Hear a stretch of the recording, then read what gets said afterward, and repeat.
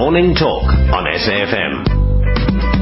Well, Morning Talk, it certainly is. My name's Ashraf Garda. Welcome indeed to the show. First-timers, first-time listeners, regulars, absolutely welcome. And first-time callers, and the point I made about women calling as well, besides the men, absolutely welcome to. I certainly appreciate that. And call is what you can do on various ways relevant to the subject at the time. I suggest you make a note of this number, 0891 104207. Save the number, it's important, 0891 104207. Now, if you SMS, it's 34701, 34701.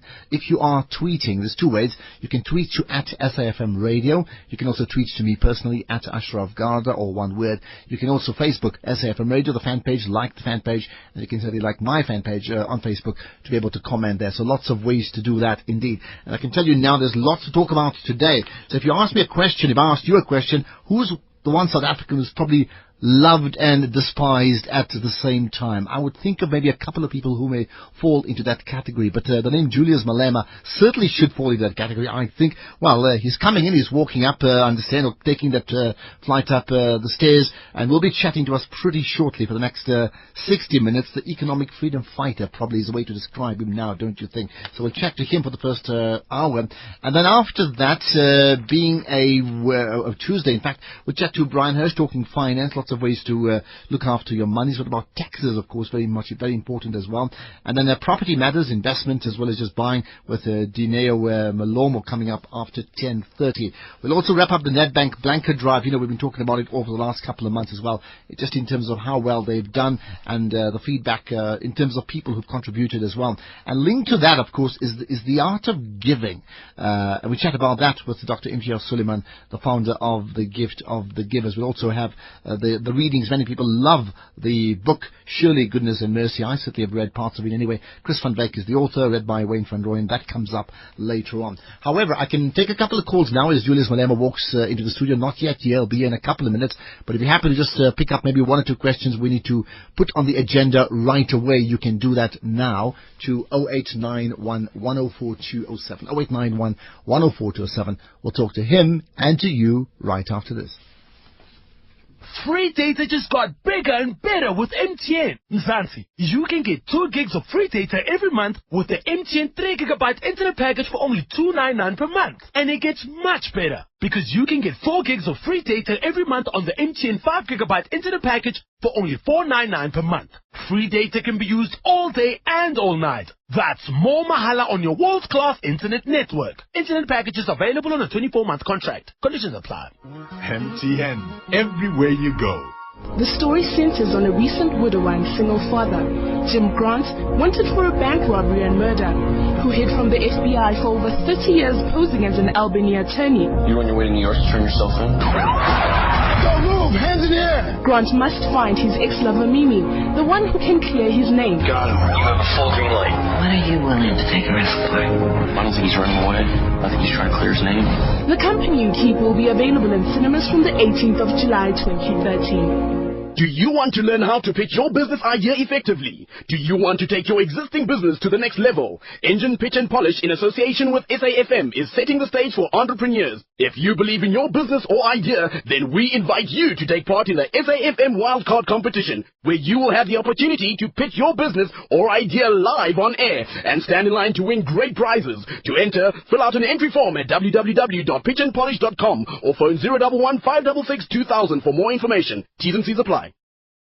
Now, the SABC has a position vacant for a senior secretary with the group internal audit. Some of the key accountabilities are to professionally manage the office and diary, as well as all secretarial and administrative duties.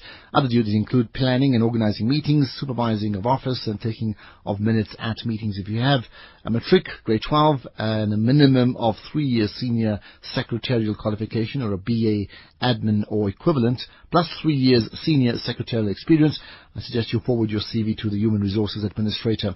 The extension number 714-2644, so 714-2644, and that email address, groupvacancies at sabc.coza, group vacancies at sabc.co.za. There's also a contact number 714-4702. The closing date is pretty soon. It happens on the 5th of July. Right, Julius Malema coming up. I'm understanding the lift stop, being stopped by many people on the way up to the building. Maybe understandably so. It's exactly the point I made about him being loved and maybe not loved as well, all at the same time. I'm happy, however, to take a couple of calls just before he arrives. It means you can't talk to him directly. Mike, let's get your thoughts. Hi.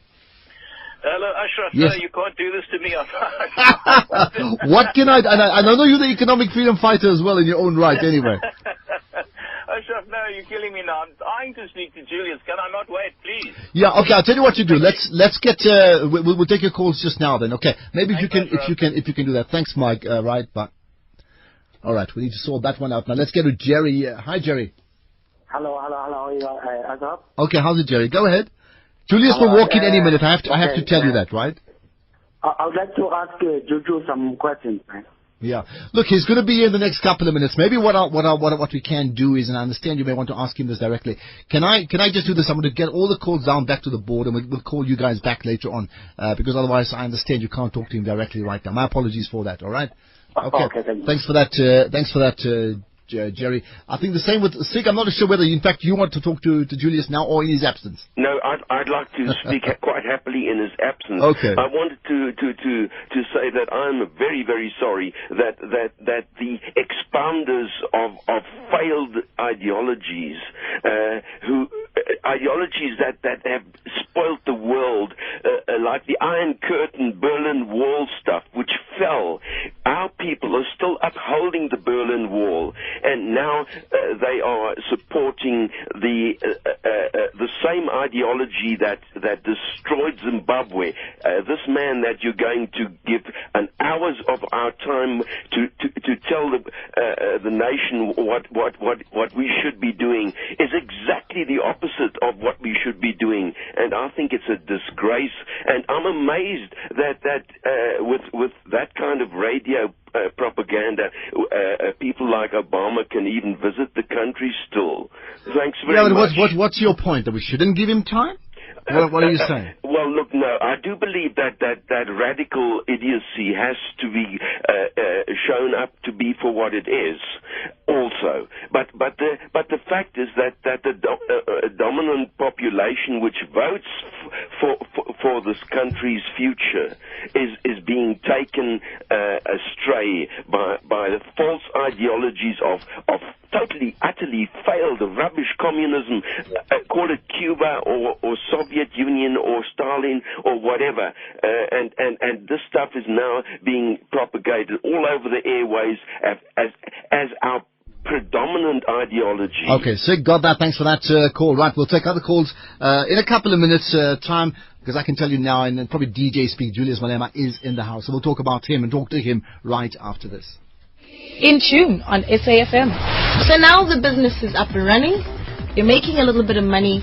What are some of the mistakes that people make once the money starts coming in? Swag. Swag, we like to flash, you know. Yeah, definitely living beyond your means and just showing off. New money shouts, old money whispers. In tune on SAFM, for the youth, by the youth. 12 midday to 1 o'clock every Saturday, only on SAFM. Can I ask you one question before you go? Depend on what the question is. You won't think me less of a man if I ask? I might. I've been needing a woman perspective on this. Do you think I should shave my mustache? Yes. I was just saying to myself just then, he looks so damn ugly with that mustache. Really? No. Thought you was going to ask me something more important than that. That's important. My physical appearance is important to the people. Well, have you asked your wife? No. The Mountaintop. Martin Luther King Jr. as you've never seen him before. Directed by Waruna Siane and starring Sinlo Sobotsani and Mwenya Kabwe. On at the Market Theatre from the 12th of June until the 21st of July. Book at CompuTickets or go to www.markettheatre.co.za in partnership with SAFM, South Africa's news and information leader.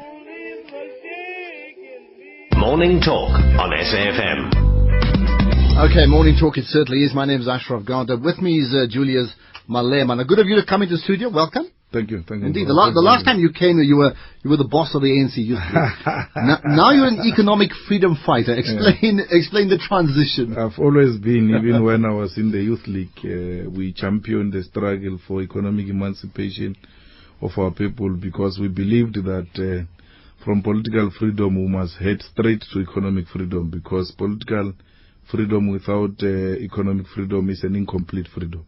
And therefore we think that it is time to engage in a struggle to change the ownership patterns in South Africa and to take back the land into the hands of rightful owners. Let's talk about the name. I mean, I do a marketing show on every Sunday morning. We look at brands, and I have to say the name Economic Freedom Fighter, whether that means party, we'll talk about in a minute, but just the whole concept, it certainly rings, it certainly resonates, it works very well.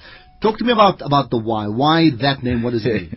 No, I indicated publicly that we are engaged in a process to find a solution, particularly with regard to developments in the movement and in the country. And we asked the question, what should be done? And we said, should we form a political party which will contest elections, or should we form as a platform to agitate for economic freedom which will not be politically aligned, or should we continue to support the ANC with the hope that one day it will adopt a radical economic freedom program? And we said we're going to do a consultation, and people responded and just said, as EFF you must do this, as EFF you must do that, as economic freedom fighters. And it became the name. It is a name that was produced by interaction from amongst the people. And we said, this is what people prefer us to be called, and because we get our mandate from the people, let's go with it. And it sounds very good, and it's very easy to capture, and it's attractive by its own nature. Okay, well, I certainly like the name. I'm not saying I agree with the politics. I don't know, and I'm sure people have other views as well. Let's talk about this then. Are we going to talk economic freedom fighter movement or economic freedom fighter party, however you could call it? When is that word party going to come into it? We are going to have, by the end of July, a National Assembly on what is to be done. And the answer should come from that National Assembly by ordinary people, whether we should be a movement, whether we should be a party, whether we should be a forum that is political, non-aligned, and what are the programs that we should advocate for. So you're saying at the moment, you're not saying with certainty that it's going to be a political party? No, I've never said it's going to be a political party, but the majority are saying let's go the political party route. I mean, I can't deny that fact.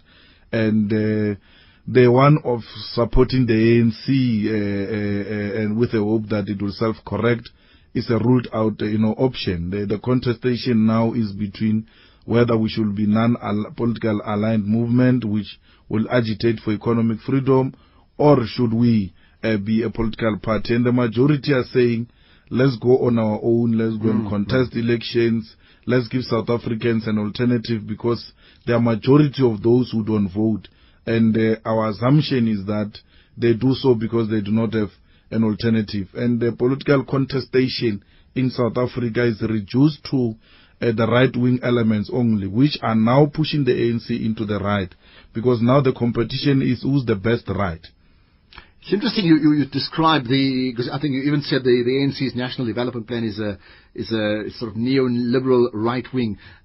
Historically in this country, right-wing would obviously mean right of centre, as in apartheid right-wingers. It's a very different right-wing, right? No, I mean, you should just use the DA's demand for the implementation of the NDP. Why would the opposition demand that a policy of a ruling party be implemented if such a policy is such a progressive policy and the DA has got nothing to do with it? There are similarities, and many of those similarities are reflected both in the DA policy and that of the NDP. And that confirms to us that there is a crisis. Now the ANC, against the will of its own members, saying we should nationalize in the NGC, in the policy conference, even in its conference, that resolution is nowhere to be found, effectively turning against what the working class has demanded. And it can't be that you continue to support an organization that suppresses genuine demands and resolutions of the people to please white monopoly capital dominated by male Africans. Okay, we'll talk about your differentiations from the ANC and everybody else as well. But interesting, I mean, Rampela we had as a guest here last week also made the point, I need to go grassroots. I need to get my instructions from the bottom. Effectively, you're saying the same thing. No, I mean, Rampela, she's looking for a pension. I think she's realizing that business is not being very good to the old aged, and she's looking for an exit where she'll go into a retirement and continue sleeping in parliament. That's not what we're looking for. So if you don't have your own party, you're not going to vote for her then? No, I will never vote for her. I mean, she's not presenting anything different from what we are exposed to. We are the only, forum that indicates policy alternatives, radical shift, new ideas, and we don't compete with those that have introduced their, right-wing policies. But I think the point, and I will look at policies in a minute, but I think that the important point here is the fact that you're also going grassroots. Whether she's going for the pension or not, we can debate, but you're also going grassroots, which means you're saying, I'll take my instructions from the will of the people. So the will of the people says, we want you, as Julius Malema, to form a political party and to lead the party in the next election. You will do so. If they say you must be the deputy, you'll also agree with them. Or not. The consultation of the masses of our people is a very important exercise, because you are dealing with these opportunists who will say Malema's party. It's not Malema's party. People are engaged in the process. People are talking, and they are not only talking to Julius, they are talking to you guys through your programs, through your social networks, and through interactions with individuals. And it's an important exercise, because ordinary people will walk to you and say to you, we think the best option is this. I mean, there's a guy who approached me and said to me, President, we want you to be inside. We want you to be part of us. We support these policies. We'll support them, fully when they are in the African National Congress. And I said to him, but I'm not inside. I'm kicked. I mean, by the ANC. It has kicked me out of the party. And you can't say you want me inside, because I will never be inside. So we should find an alternative to advocate for this struggle. So, it gives people an opportunity to walk to you and tell you, you go into meetings with traditional leaders, traditional healers, church leaders, community leaders and business people, independent councillors from different political formations, members of parliament, including leaders of the revolution in the ANC, who are saying, look, we think that this is not a correct decision. I mean, Castle Matali came to me, very close friend of mine, and engaged me for a long time, that you can't do this, it's incorrect, unlike those who were my friends and just decided to insult me through the media.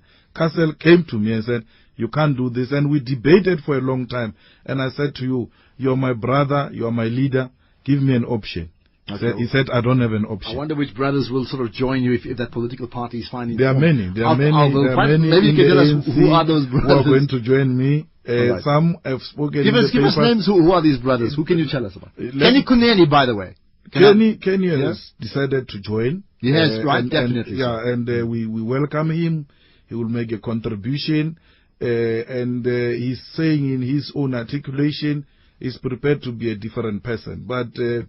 We should appreciate that. Kenny should not be ashamed of what he did in the past and what he wants to do moving forward. There are people in the movement and in the alliance who are worse than Kenny.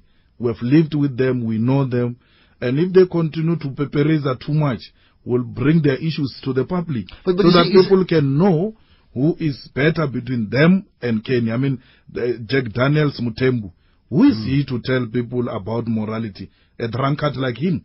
He's not in any place to tell anybody. I mean, his name should change from Jackson to Jack Daniels Mutembu, because of his love for alcohol and uncontrollable, love for alcohol, and getting into a car, driving, very suicidal, and a threat to society. Okay, but let me ask you this.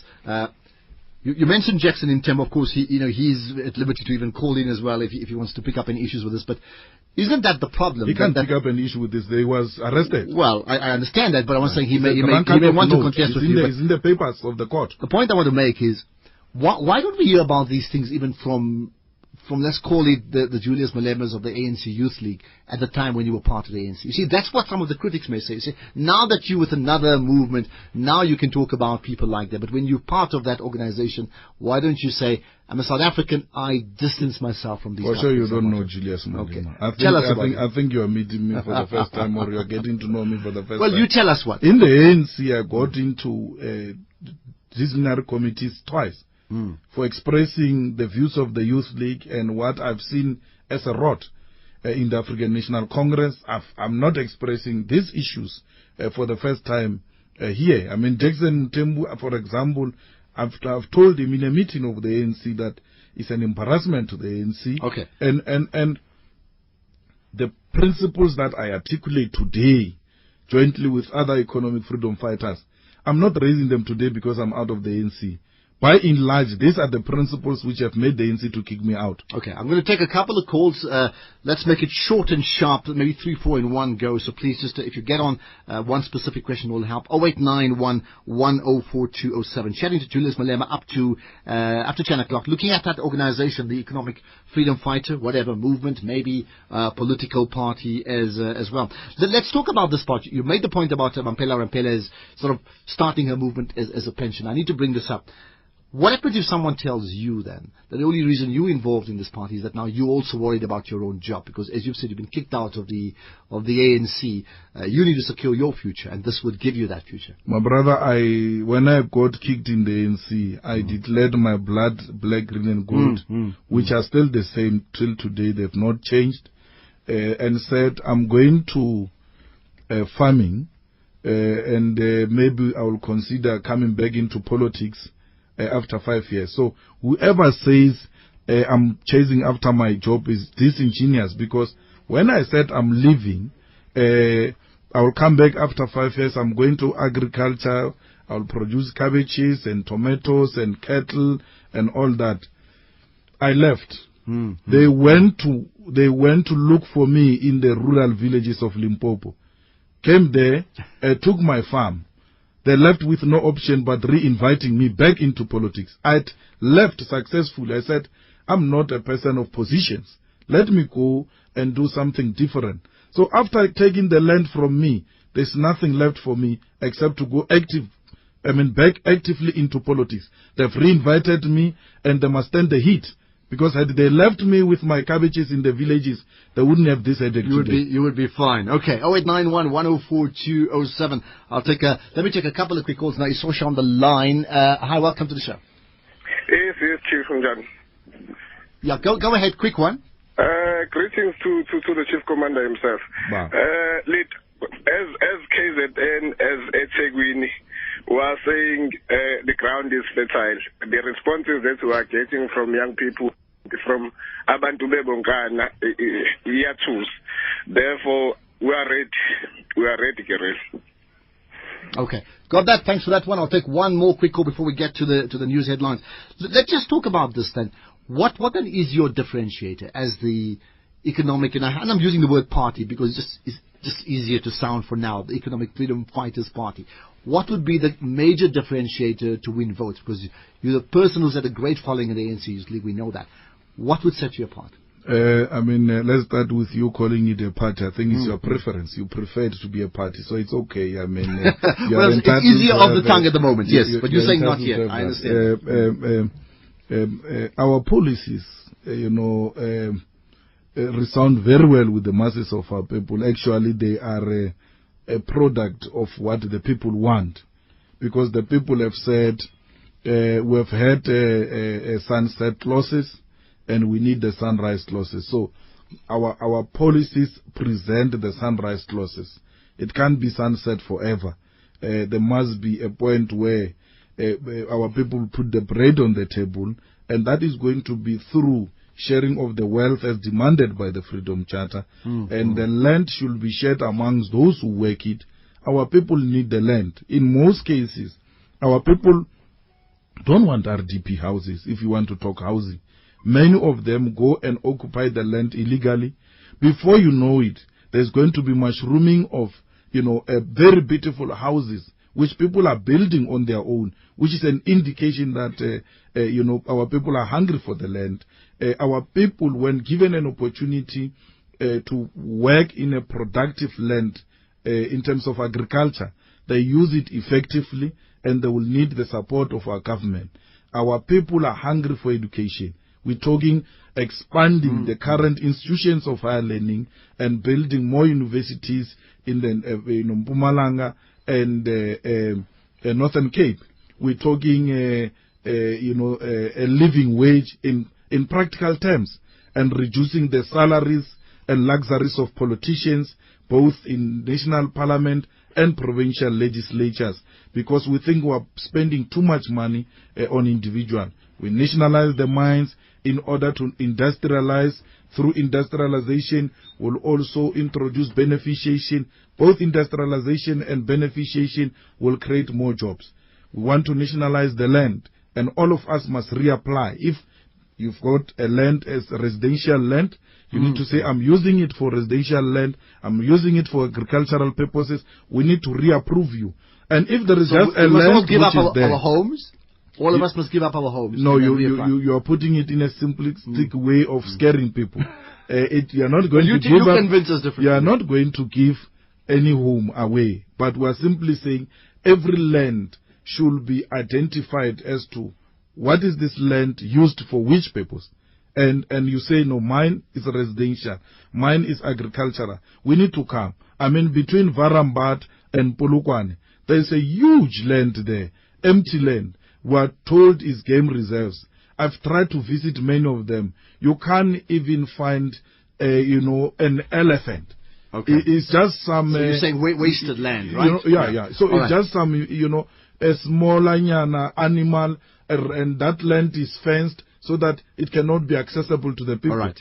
We'll certainly talk about the execution in terms of that policy. So the how-to, I think, is very important. Julius Malema, my guest, up to 10 o'clock. I'll look at some of the other callers in a minute. Charles Massey as well as Bafana will come to you in a minute. 0891 104 207. Just a delayed 9:30 news headlines with Utsile Sako. Morning Talk on SAFM. All right, so I'll get to some of the calls very quickly. Julius Malema with me, of course. Let's just end this part.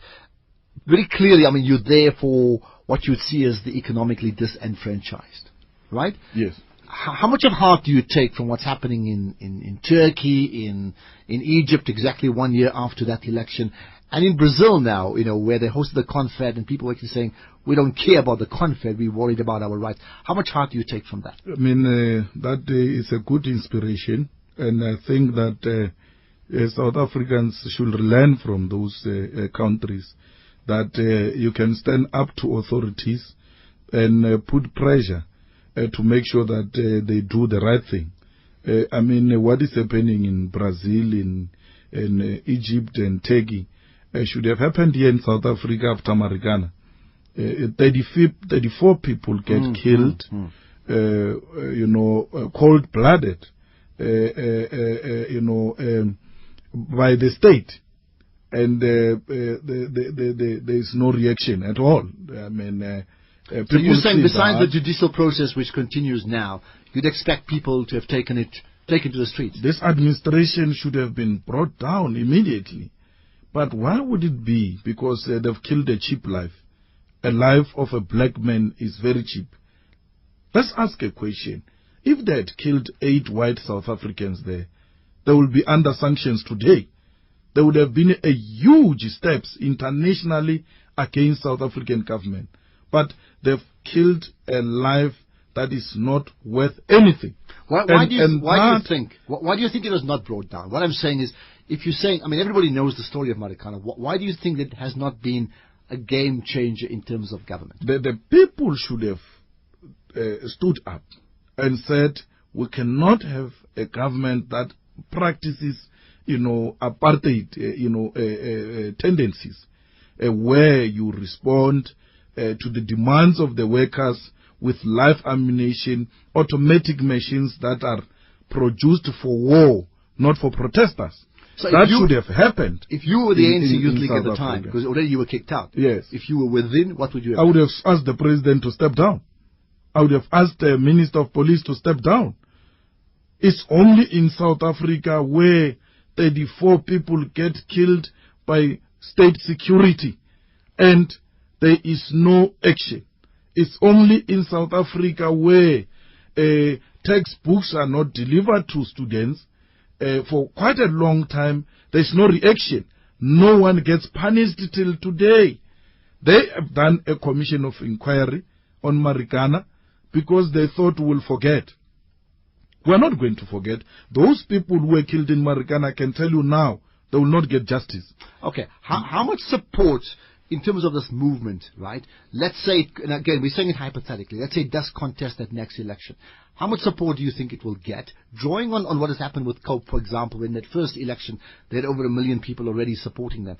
And all the things you spoke about earlier, nationalization and all those things, how are you going to work it out? Because many may say, governing from the outside, being critical, is a lot more difficult than saying I'm in charge. So how would you ensure that those policies are actually executed in a way that the country is not destabilized? Look, we've got a team of qualified economists, professors who are working with us unashamedly, who are part of our struggle, and those are African brothers, because at times progressive movements get hijacked by white liberals who come from international institutions to hijack genuine struggles, and we have not allowed that. We have said, let's assemble a team of our own who are going to deal with every detail of what it entails to vote for EFF into power if it does go and contest for elections.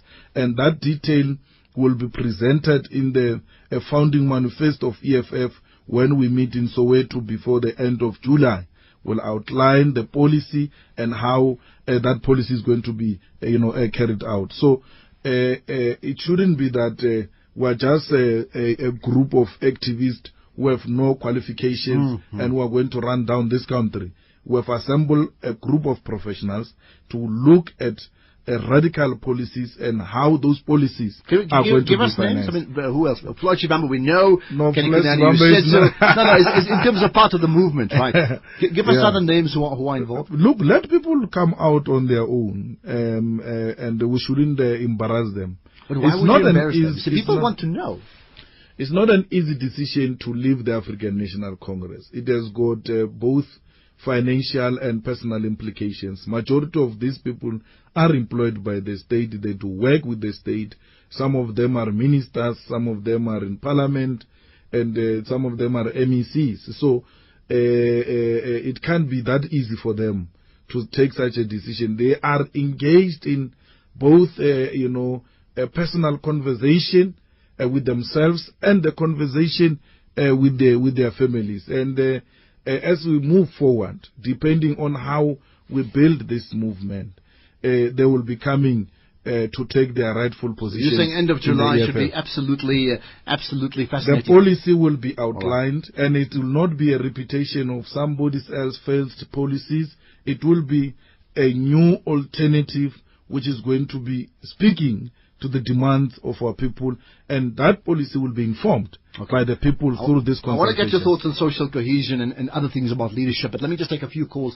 People have been waiting. 0891 10427. I can take maybe 4 calls maximum. Apologies for that time just against us. They're Marcy from Deepkloof. Hi. Hi, it's Marcy from Deepkloof. Yeah, go ahead. Hi. Mukoni, in the studio first. Yes. Then, on my view, I think that the struggle for economic freedom cannot be postponed. And as young people, we cannot wait anymore unless we are waiting for a crisis. So my commentary statement is to say we are ready, and we cannot only go for a lobby group. We need a political party that will contest the elections. For us, the masses, we are ready, and we will be in full support. That's my statement. Okay, got that. Thanks so much for that one. Right to Eckling. In KZN. Hi. Hello. Hi, how are you? Yes, I'm good. Go ahead. I'm fine. Hello, Comrade Julius. Mama. Yes, I'm calling from KZN. You know, Comrade Julius Rosa Luzenberg once said, the upper class will ignore the revolution until they can ignore it no more. So, Comrade, let us go forward.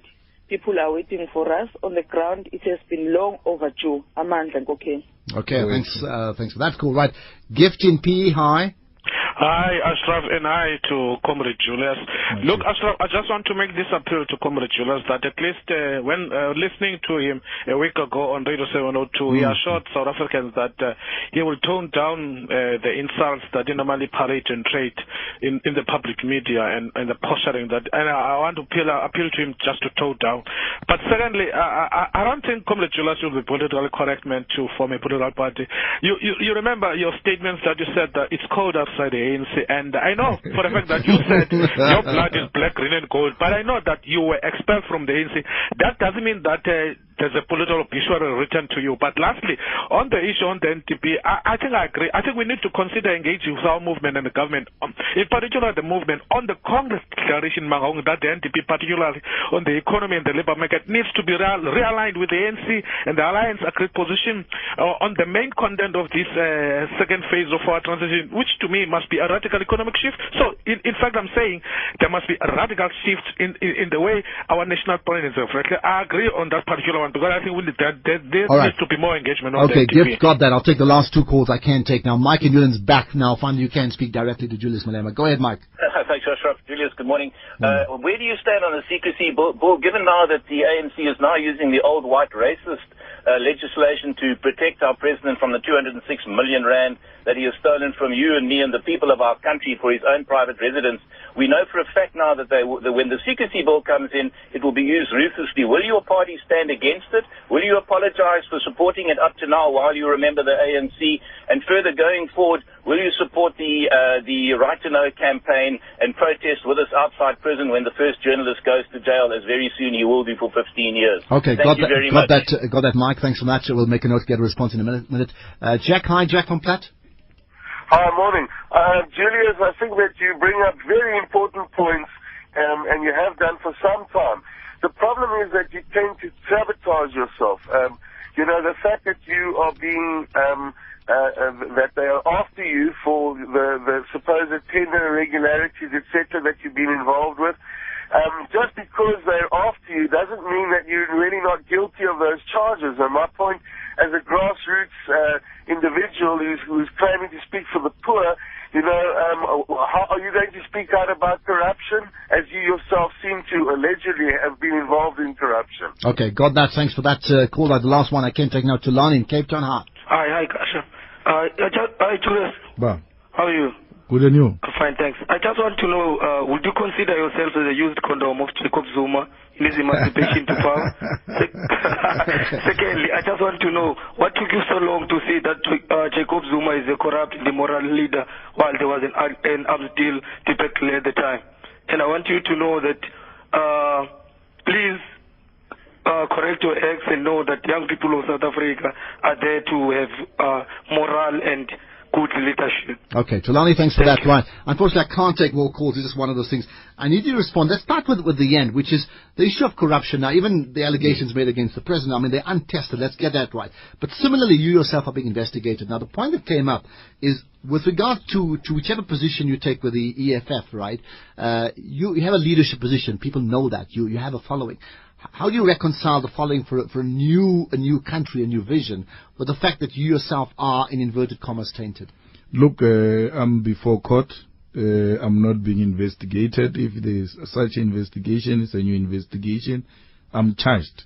And I've not used any political platform to try and avoid those charges. I've said bring those charges. Let's test them before a neutral court of law.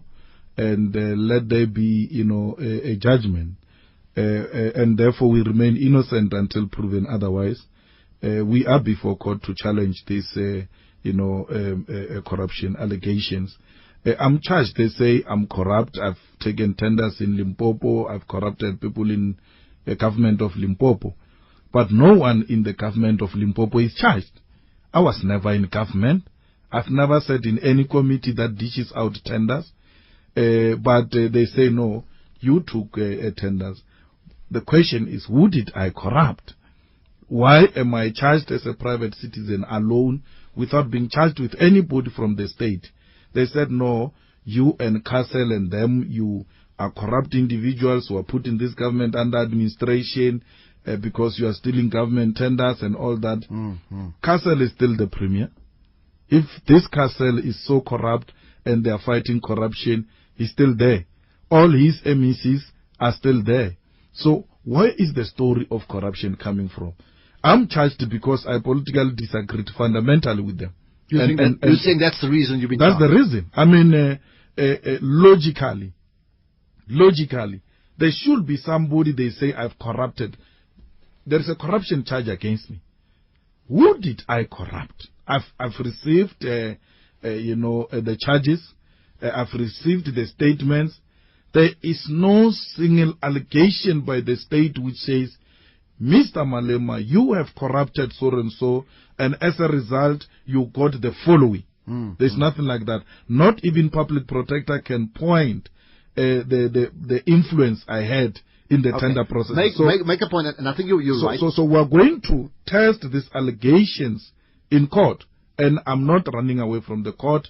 I've actually demanded in court that I should have a speedy trial so that I focus in the process of economic freedom fighters to fight corruption and expose the most corrupt individuals who use us to hide their own corruption. I mean, why would you say Julius is corrupt, is facing corruption, and therefore we can't vote for him into power? You are led by a president who has got serious allegations against him, and he did everything in his power to avoid going to court to clear his name. If he's such a wonderful man who's corrupt-free, why would he run away from the courts? We are today sitting with Nkandla, 200 million plus spent on an individual with a private spaza shop. A spaza shop built with 500,000 taxpayers' money. 500,000. There's no spaza shop anywhere, not even here in Sandest or Santen, where you can build a spaza shop with 500,000. All right, make a stand then clearly. Your issue, you're quite right, let it get tested in court, as it would be anybody else as well. However, as a leader of potentially the economic freedom fighter movement, party, whatever, people look up to you, they look up to you for leadership. Can you make a clear stand that you personally and your organization will not tolerate corruption no matter what? We stand against corruption. We need a transparent government. We need an accountable government which will report to its people about any other issue. We don't want people to use state institutions and laws to hide maladministration and corruption. Actually, taking from Thomas Sankara, which is the book, his book biography I'm busy reading now, anyone found guilty of corruption in the state, if we take over, such people will be punished heavily. Because stealing from the poor should actually be treason, should be the highest form of crime which the state should not tolerate, and therefore will take action against that. So issues like hiding through a top secret secrecy bill and all sorts of things will never stand for that. Okay, so treason is what you would say. By the way, politicians should be held accountable, and they should never be treated as if they are royalty, because some of them, many actually, are nobodies. We have made them who they are. Ordinarily, they should be sweeping the streets. Now, somebody calls and says, you said you'll tone down and all that. Being firm and radical should never be confused with insult. When you state a fact, you should never apologize for it. And we must never suffer from politics of ageism. To say a person is a drunkard who has been fined by court and declared a drunkie, and we call him a drunkie because the court said so, you say that is a disrespect, you must tone down. You are actually calling me to pretend. Okay. And that is not my nature of politics. Got that point. Just a quick one. Let me just tell you, we've got about 8 more minutes to go. Chatting to Julius Malema. You're on the SAFM morning talk show. My name is Ashraf Garda. By the way, just checked into your voicemail. It says something. Remember what does it say? Tell us, what does your voicemail say? Now you're laughing. No, it says many of our friends are now, running from us and actually bowing before the enemy. Seeking forgiveness, and from the enemy. What does it mean? From those who are opposed to the agenda of economic freedom, and they are now explaining themselves. But I'm not worried at all, because many of these people who I have called my friend, many of them I've made them myself. I produced them. I've made them to be who they are. And many of them, without me, they are nothing.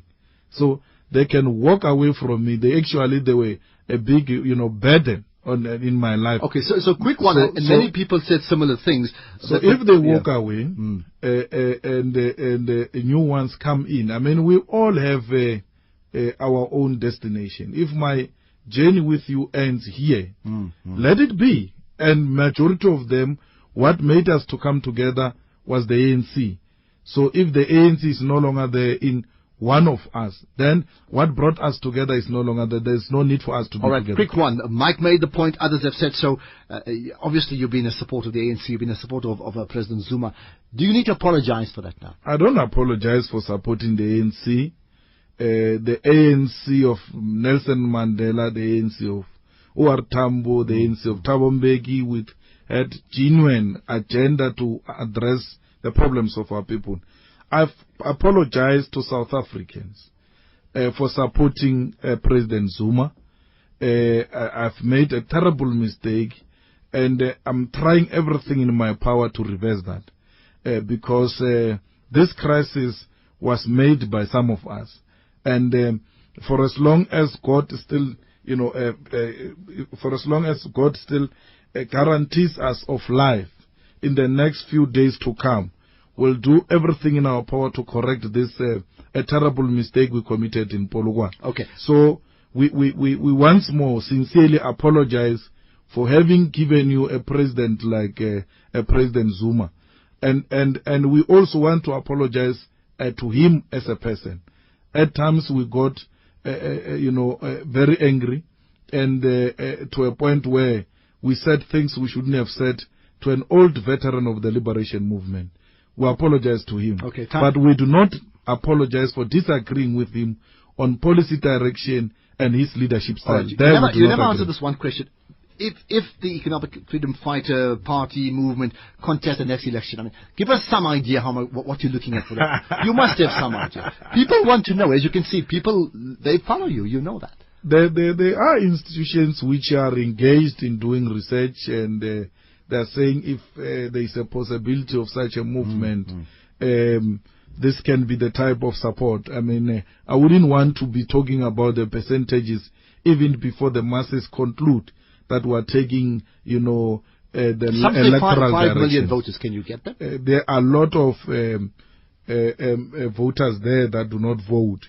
And when you attract people like Kenny Kunene and people like Floyd Shibambo, we want people who come from different backgrounds. We've made a call, and we're saying to South Africans, we are calling upon you to come and join the Economic Freedom Fighters.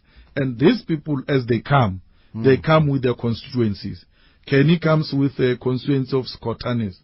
But on condition they will not burn money, on condition they will not do certain things that are not in line with the struggle. So you're going to keep him in line. So Obama's visit, tell me about that. We've got about 2 minutes to go. Obama's visit, would you be supportive?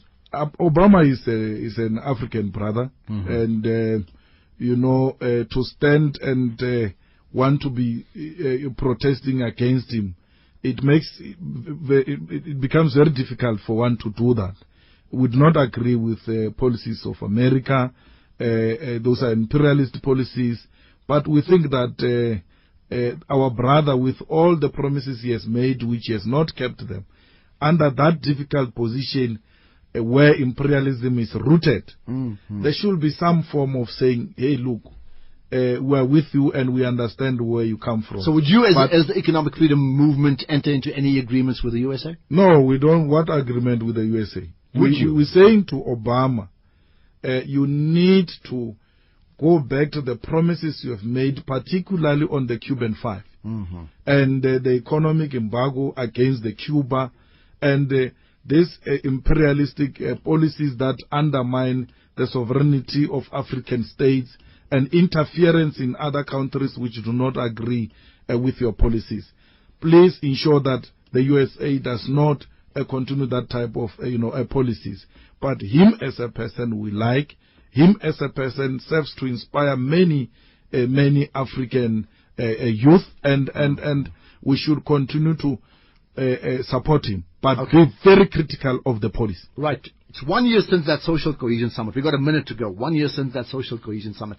Whatever you said, many people respect and admire that you're speaking for the masses and people. And the reality is you cannot have, sort of call it squatter camps and all that type of thing almost 20 years into democracy. So you resonate with them. But what about white South Africans? What can you tell them? Do you speak for them as well? White South Africans should accept that they've benefited from apartheid. And therefore it is the turn of the black majority in South Africa to benefit. They should show remorse.